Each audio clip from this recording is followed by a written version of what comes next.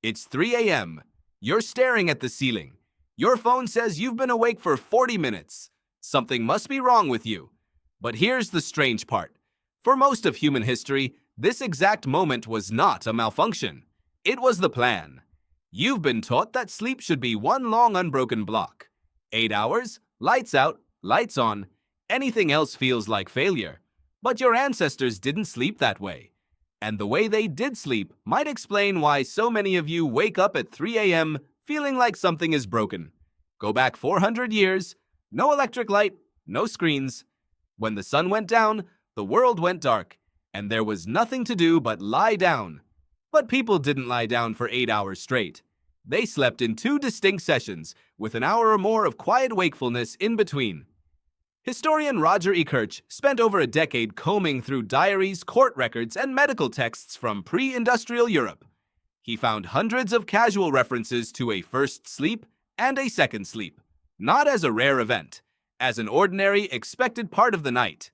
People woke somewhere around midnight. They stayed awake for an hour, sometimes 2. Then they slept again until dawn. What did they do in that gap? Quiet things. They prayed. They talked with a bed partner. They tended a low fire. Some interpreted dreams while the images were still fresh. Others simply lay in the dark, thinking. This waking period had a name. It wasn't feared. It was expected. Almost sacred. Doesn't that change how the 3 a.m. wake-up feels? Ekirch's research suggests something unsettling. This 2-part sleep pattern wasn't just a European habit. References to it appear across cultures, in different eras, going back centuries. It looks less like a cultural quirk and more like something built into the human body itself.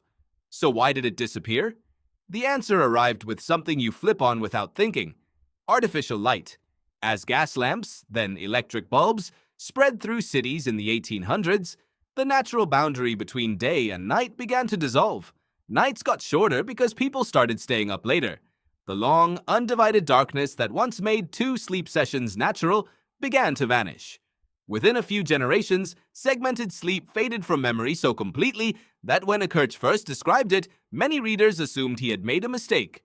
But if this pattern is ancient, shouldn't it still show up somewhere untouched by electric light? This is where the story gets even stranger. In 2015, sleep researcher Jerome Siegel led a team from UCLA to study 3 modern hunter-gatherer groups: the Hadza in Tanzania, the San in Namibia, the Tsimane in Bolivia. None of these groups have electricity, none have clocks. Their sleep should look exactly like humanity's original unmodified pattern. The researchers expected to find segmented sleep. 2 blocks, a quiet gap in between, just like Ekirch's European diaries described. They found something else entirely. These groups slept in a single continuous block. No midnight waking period. No first sleep and second sleep. Instead, they stayed awake for several hours after sunset, doing quiet camp activities, then slept straight through until close to sunrise. So which one is the true ancient pattern? The segmented sleep of candlelit Europe, or the single block of modern hunter-gatherers? Maybe that's the wrong question. Maybe the honest answer is that human sleep was never rigid to begin with. It bent to fit conditions. Cold nights, warm nights, firelight, no firelight, danger nearby, or a safe camp. Your ancestors' bodies weren't running one fixed program, they were running a flexible one, adjusting to whatever the environment demanded.